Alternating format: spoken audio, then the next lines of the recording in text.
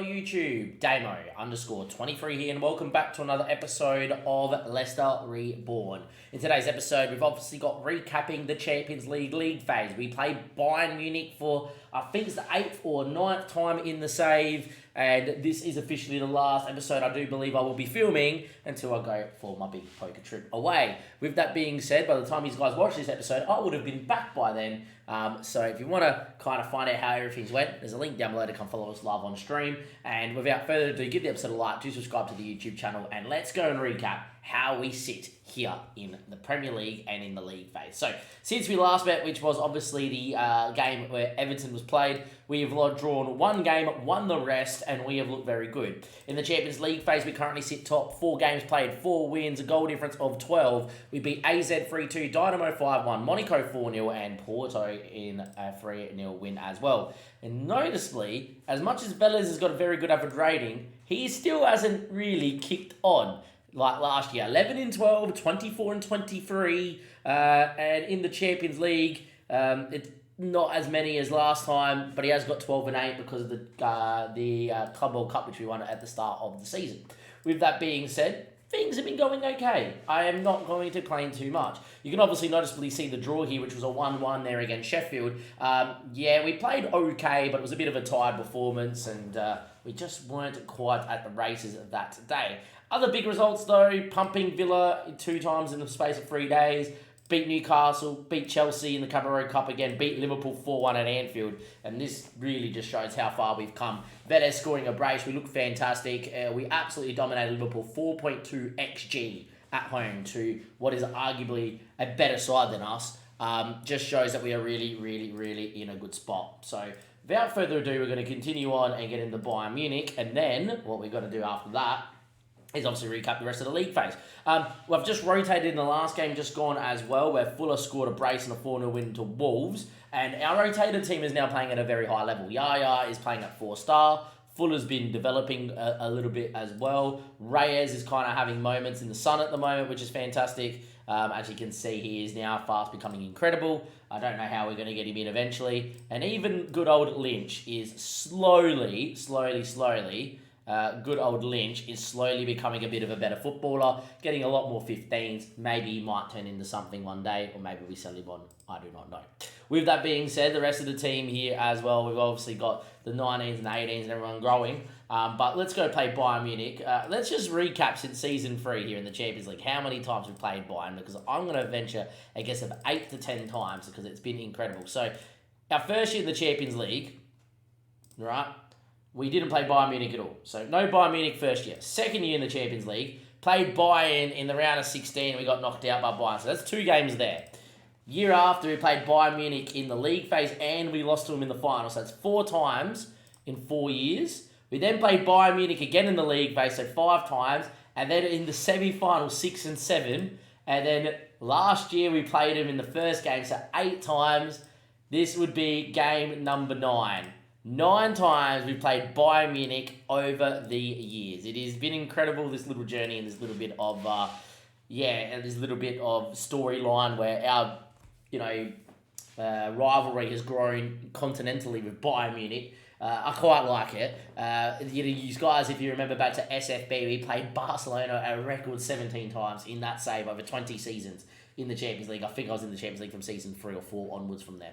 But let's talk about the team and how it looks, and yeah, it is a world-class side. So Meslier, obviously world-class keeper, fantastic. Carter is still developing. He's 22 and he's still getting upward arrows. Look how good he is. He is just so well-rounded. Fast becoming maybe one of the best right-backs ever used. There was a guy called Danny Lovett in our youth-only 1860 Munich save who was English and was a world-class, basically Trent Alexander-Arnold region with more pace, who probably a bit better. Tomori's having a pretty good year as well, it has to be said. Now, Naudi hasn't got quite the match ratings, but what I've liked about Naudi is he has looked fantastic in the match engine. He picks the ball up, he wins balls, he steps in, he drives with it, he looks fantastic.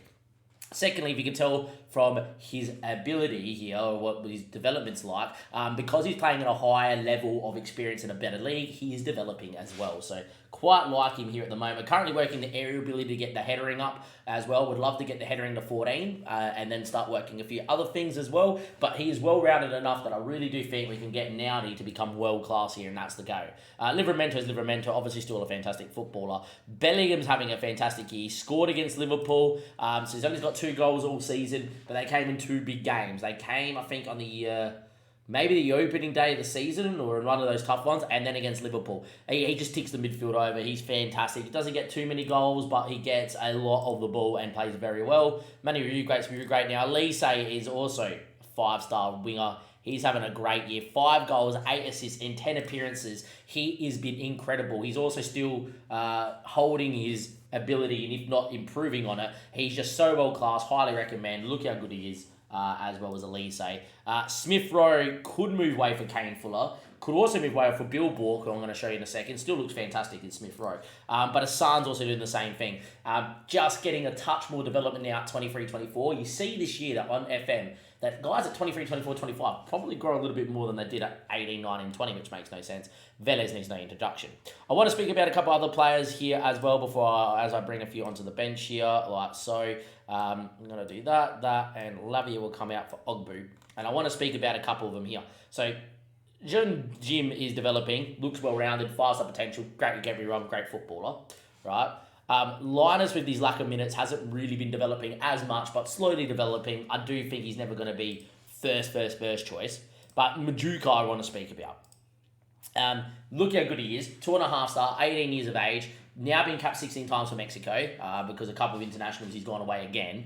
I just don't see a world where this kid does not become world-class. There's part of me that wants to play him over Livramento by the end of the year. Am I crazy? Let me know in the comment section. I think he's so well-rounded, he's outrageous. I also want to speak about the man that is Kane Fuller. Now, Fuller has been developing. This is the first time I've given him opportunity here to play for me in the division. He's still only got 14 stats at 15 plus, but a lot of these 13s and 14s are now on that higher escalage. I really do think there is a world where he does, if we played him over Smith Rowe for a run of games, could get a lot of his 14s to 15. I think there's still a touch of growth in the Australian, and if we eked it out, he could be a world class as well.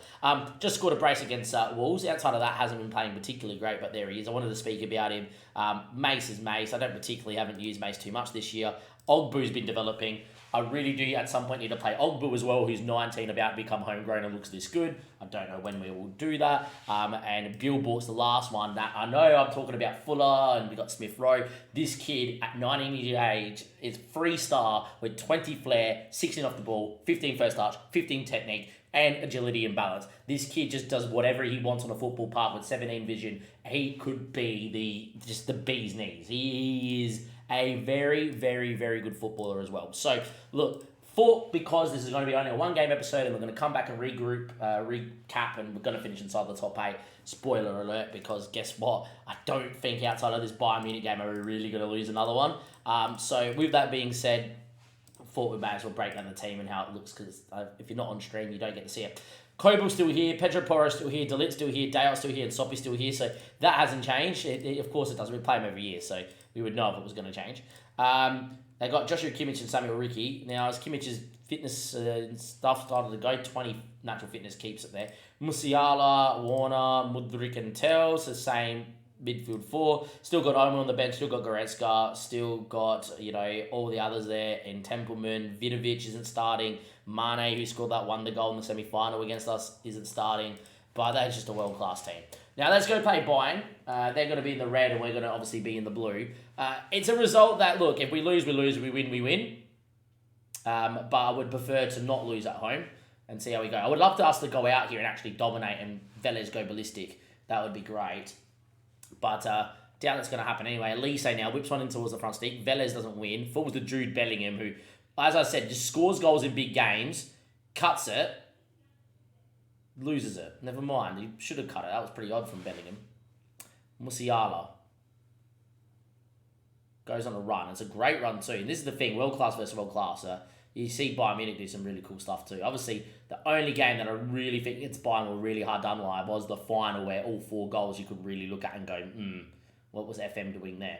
Like that, pretty much. There we go. We're world class, and apparently we give the ball straight to Tell on the top of the box. Righty over 1-0 down. It is what it is. It's not great. So I've just had a notification. Let me just get rid of this. Yeah, sure, because a world-class Elise is really going to just lose the ball and then give it straight back to us there. That's great. So the guy who's got a 5-star match rating and has been doing so well apparently coughs it up. We're 1-0 down. Carter still goes. Cuts one in there. Falls to Hassan. Falls to Velez. Falls to Hassan. Blocked 3 times. Down one end, one good ball. Can't find the back of the net because it gets blocked 3 times. Then the other end, we pass it to him. Level playing fields, Football Manager. Level playing fields. 7 minutes in, Velez doesn't win at 6'7". Warner now. We'll go a Wano. We'll go. And is it the highlight over, or are they going to hit us on the break? They could be hitting us on the break here. Ball inside. Bellingham sweeps up, who could have cut it at the start of that highlight, but instead him turning over the ball in our own box was the reason we conceded. But we're driving forward with Bellingham. Good ball to Hassan. Looks for Velez. Put him under a little bit of pressure. It had to be played a bit earlier. A bit more in front, I should say. Tamori, you great. Smith Rowe, Velez. Good run. Elise, chance to get us back. Good tackle. Carter, Elise, Kobel saves. Narrow the angle superbly well, the world-class keeper from Germany. And, well, that is going to still be 1-0 Bayern. Good response. We do look like a very good footballing side today, but, yeah. And apparently Velez heads over the bar, and it's still only 1-0. If you have a look at the tail of the tape here after 15 minutes, more possession, more shots, same on target, where the team 1-0 down. It is what it is. Livramento throws, Manuel Ugrate finds Livramento, ball in towards Bellingham and Elise, not one, falls to Carter. I really do think in these big games, by the way, Segundo Volante on support is better for Bellingham. But now that we're 1-0 down, I'm still going to leave it on attack. Livramento now, drives inside, looks for Elise, who heads one wide. Poor ball there from Livramento, had to get down the line, which I know being a natural right foot he doesn't like to do. But there was no space to drive inside there, and that was just pretty much a nothing ball, kind of like the Matildas against England. Manuel Ugrate, Tamori, Bellingham. Good ball out there to Carter. Get into the byline is Elise. Ignored, and we give it straight to him. We're a world-class footballing team, Football Manager, but okay. Velez doesn't challenge the lit, but he wins it back off of him, and that's been blocked, and yeah. Weird game in terms of highlights. Apparently we're turning over the ball a lot, even though we're world class and we're out possessing and we're playing better. Makes sense. As things stand though, we're going to go into halftime down 1-0. Highlight right on halftime. Is it going to be 2-0 because we've turned over the ball and it is with a minute on the clock. Musiala on a run. Naudi with a great tackle. Falls back to Pedro Porro. Ball over the top to Musiala. Numbers queuing in the box. Cuts back to Brendan Soppy, Musiala, we're 2-0 down. So a goal where we give the ball back to him and a goal in the 45th minute. Very, very, very, very annoying. Very annoying. Half-time, 2-0 down. Thrasher arm setups has not been good enough. It's not often I've done this, but I think Livramento is going to come off here. It's going to go into here.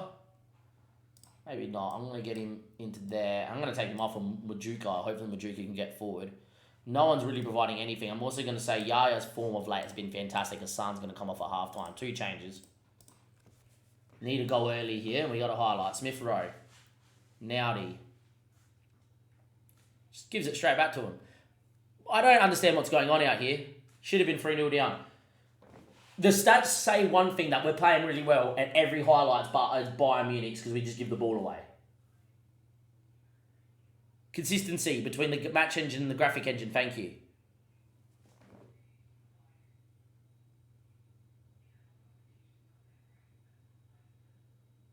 We squeeze, Kobel.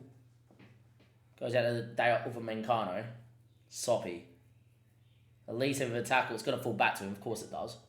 Samuel Ricky. Everything going for Bayern Munich.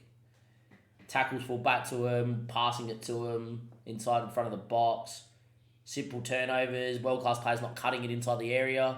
Manuel Ugrate gets pitch-pocketed, falls back to Smith Rowe. Not one clean highlight where we've strung 3 passes together and broken them down. I think we can make more than 3 passes here. Inside ball to Yaya. Yaya hits. What a finish. It's the 2 substitutes. Majukia was keeping width, plays it inside, and Yaya, in the form he's in, has just whipped one into the back stick, and it's 2-1. What a finish. Majuka keeping that little bit wide, just stretches the little hole in between the lines there. They're not as compact there, Bayern Munich.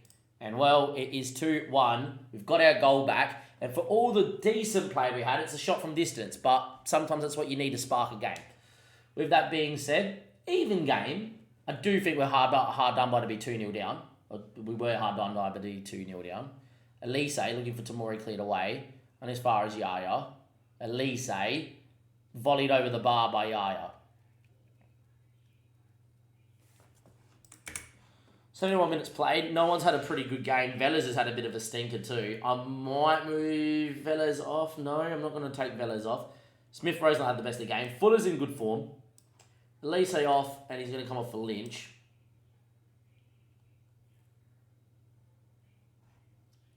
Bellingham for Reyes is what's going to happen in there. Bellingham looks dead. Vidovic, picked off by Smith Rowe. Manuel Ugarte, Bellingham with his last few kicks of the game, finds Elise. Ball through to Velez. Man on a mission. Oh, of course. He's just having a really poor year, which I know a goal a game record is decent, but he would finish that every time the last 2 seasons. This year, he's not finishing one chance. He's not finishing as many chances as he should for a world-class striker. Mateus Tell, Vidovic, picked off by Madruki, and fall straight back to Samuel Ricky. Tamori's got time.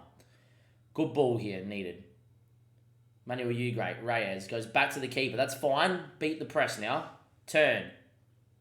Finds Carter. Very well done. We find a facing forward player. Fuller looks for Velez. 1-on-1 must score. Get the shot away. Runs the keeper. It's blocked.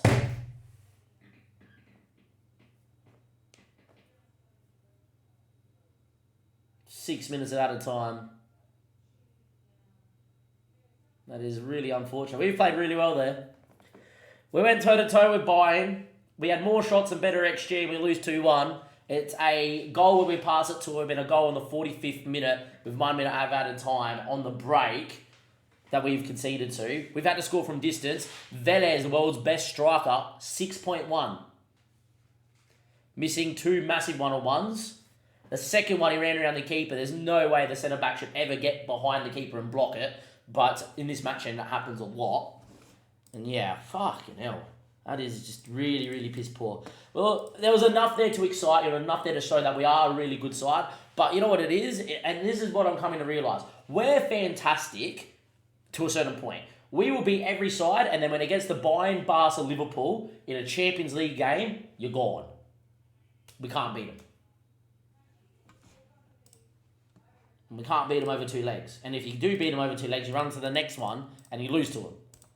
I'm starting to really feel that we will not win this Champions League with this crop of players, which is upsetting. But, you know, as much as Elise, San, Velez and Bellingham and Ugarte are all world-class, I really do think it's more the fact that we have to wait for Bayern Munich and Liverpool to get that bit more older. We need them to get to 34, 35 and the AI to start doing things. And then when the AI starts messing up their squads, that's when we'll capitalise, which is really annoying. This squad is worthy of winning a Champions League, but after making the quarterfinal last year, and that sort of game is the sort of game that we seem to lose in the big ones. You know, Liverpool should have held out for a Champions League final 2 years ago and didn't. Bayern Munich in the final obviously cost us by the match engine. Last year against Barca, we played really well at home, like we just did there against Bayern. Couldn't score, lost 2-0.